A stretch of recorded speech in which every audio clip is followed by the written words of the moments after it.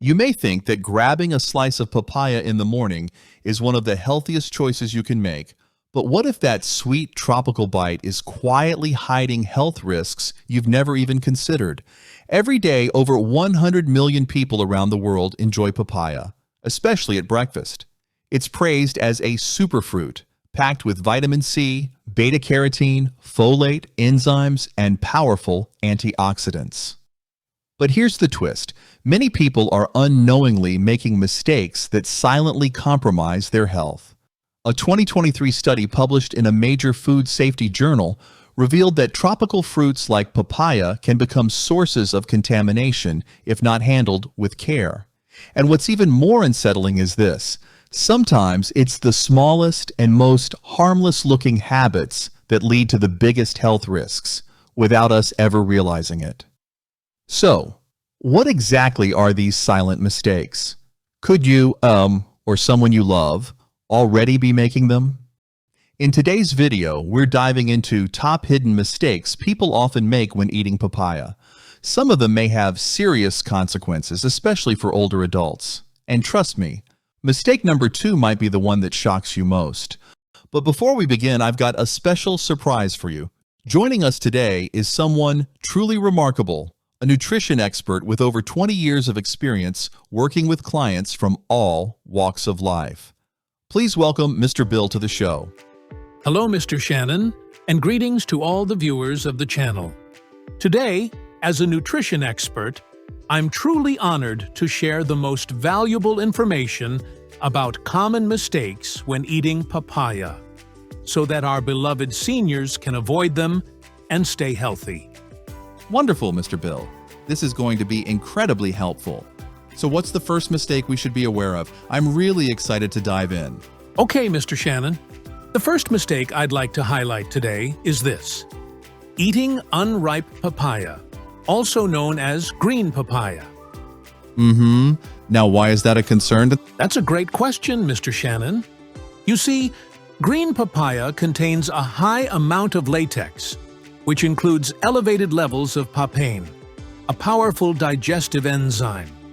Now, while papain can help break down proteins in excessive amounts, especially when the fruit is unripe, it can become irritating to the digestive tract. And this is particularly risky for older adults.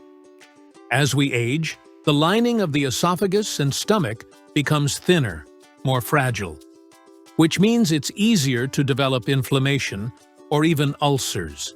Eating large quantities of green papaya or drinking raw green papaya juice can cause cramping, diarrhea, and abdominal pain, especially in seniors with sensitive digestion.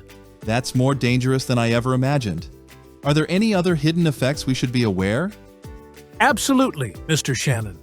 There's another layer to this that many people overlook. The latex in unripe papaya contains proteins that are structurally similar to natural rubber latex. So, for individuals, especially older adults, who have a history of latex allergy, green papaya can trigger a serious allergic reaction. And for those unfamiliar, latex allergy symptoms may include things like skin rashes after wearing rubber gloves, or irritation from balloons, bandages, or even condoms. Now here's the real concern. Studies have shown that 30 to 50% of people who are allergic to latex also react to certain fruits. And papaya is high on that list. I think I'll be staying far away from green papaya from now on. Yep, that's a smart move, Mr. Shannon. I always tell my clients this. If you're going to eat papaya, make sure it's fully ripe, soft, yellow-orange, and sweet-smelling. When papaya ripens, the latex content drops significantly. Sure. Making it safer and easier to digest. And of course, it's not just safer. It tastes better, and the nutrient profile improves as well. If for any reason you must cook with green papaya, say for soups or stews, be sure to peel it thoroughly and cook it well. Proper cooking helps break down some of the active enzymes, including papain, making it far less aggressive on the stomach. Uh-huh. And one more important note. If you have a history of latex allergy or have reacted to papaya before, even ripe papaya might not be safe. It's best to consult with an allergist, especially if you've experienced symptoms like itchy mouth, hives, stomach pain, or difficulty breathing after eating certain fruits. And for dishes like papaya salad or Thai green papaya slaw, seniors should start with a small amount and monitor their body's reaction carefully. Right. If anything feels off, itchiness, redness, stomach cramps, stop eating immediately and seek medical advice. Thank you so much, Mr. Bill, for that heartfelt and detailed explanation of the very first mistake. Honestly, after hearing all that, I think from now on I'll just stick to ripe papaya and avoid any headaches. So then, what about the next mistake, Mr. Bill? Oh, this one is extremely dangerous, and it often goes unnoticed. The mistake is eating papaya while you're on blood-thinning medications like warfarin. Really? You're saying papaya can actually interfere with medications? How exactly does that work? Absolutely. Let me break it down. Okay. Now, many people already know that warfarin interacts with foods rich in vitamin K, like spinach or kale, because vitamin K directly affects blood clotting. That's common knowledge. But here's the twist. Papaya isn't high in vitamin K. That's not the problem. The real concern lies in papain, the enzyme naturally found in papaya. Papain can influence the way warfarin is metabolized in the liver, or even act directly on the clotting process itself. I once had a patient who was completely stable on warfarin for months. Then, after he began taking a papaya extract supplement, his INR suddenly spiked. I see. And for those who may not know, INR is the test we use to measure how thin the blood is. A higher INR means the blood takes longer to clot. That might sound harmless, but in reality, it means the person is at risk for dangerous bleeding. Bleeding in the stomach, bleeding in the brain. It's a silent but serious complication. Wow. So are you saying people on warfarin should never eat papaya again? Not exactly. It's not about total avoidance. It's about moderation and consistency. Eating papaya in small amounts, once in a while, is unlikely to cause major problems. But when someone eats a large quantity of papaya or takes concentrated papain supplements while on warfarin, that's when the blood can become dangerously thin. I've seen cases where elderly patients had their INR jump by almost 38% simply because they were eating mangoes every day. Another tropical fruit with a similar interaction. Papaya can act the same way. So here's my advice. If you love papaya, enjoy it once or twice a week in small slices. But avoid sudden extremes. Don't go from eating none at all to suddenly eating half a papaya every morning. Warfarin requires stability. Consistency in your diet is the key. Got it. But what about signs and symptoms?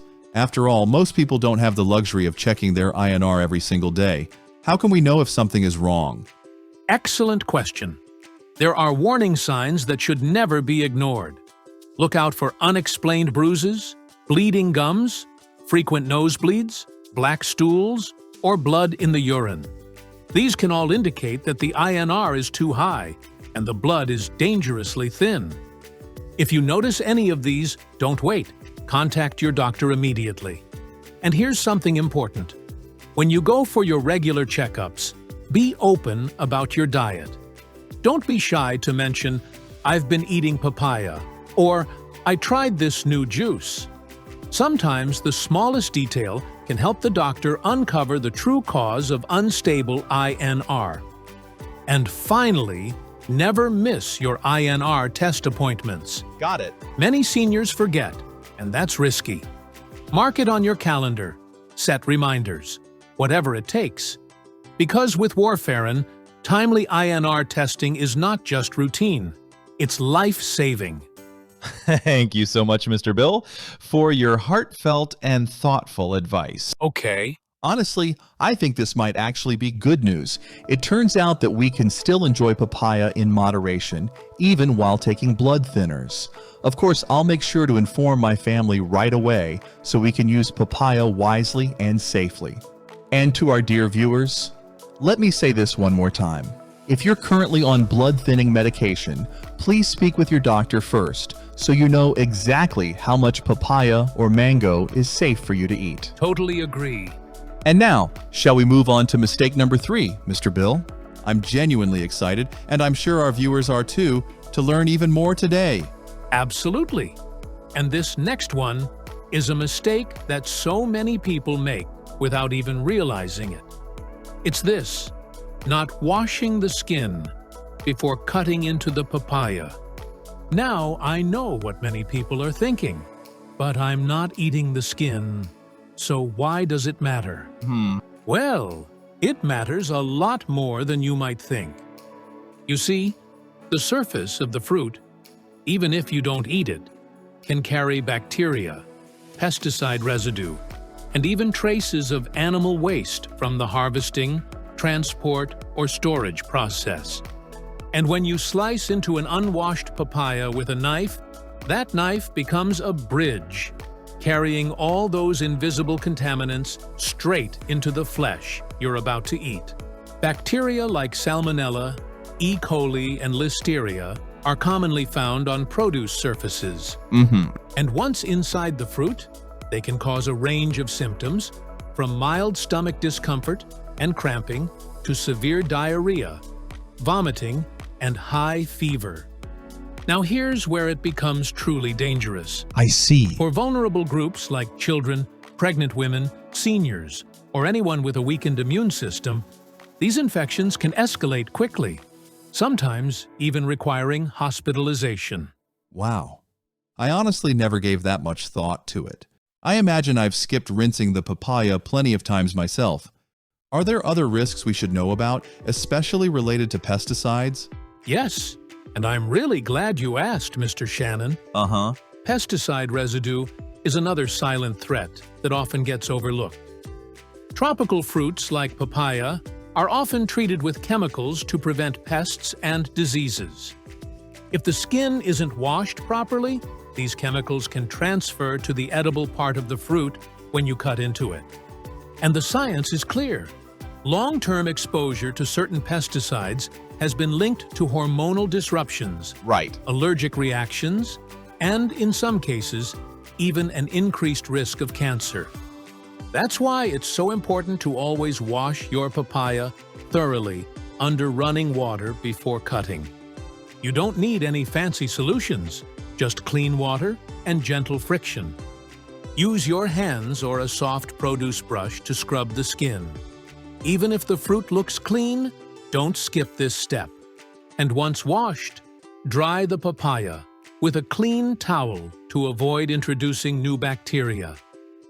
Look, I completely understand.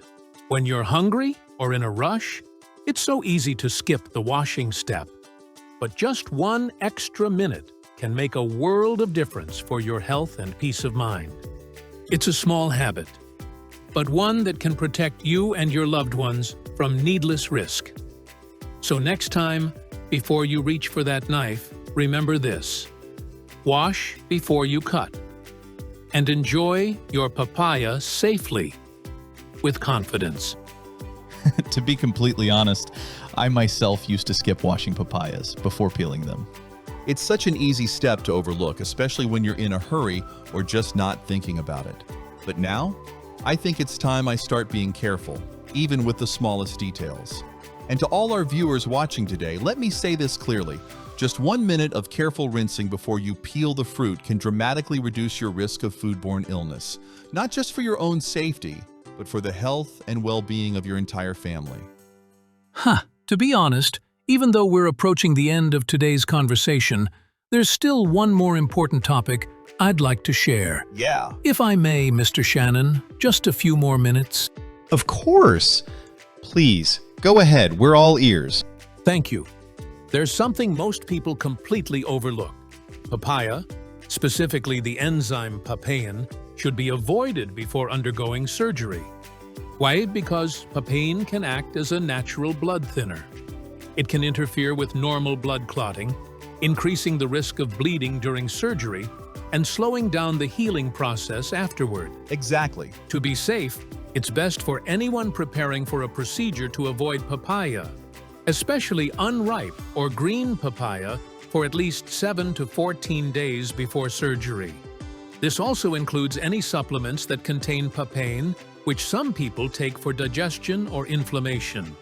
If you happen to eat a small amount of ripe papaya, it may not be a big issue, but if you're eating it daily, it's important to inform your doctor.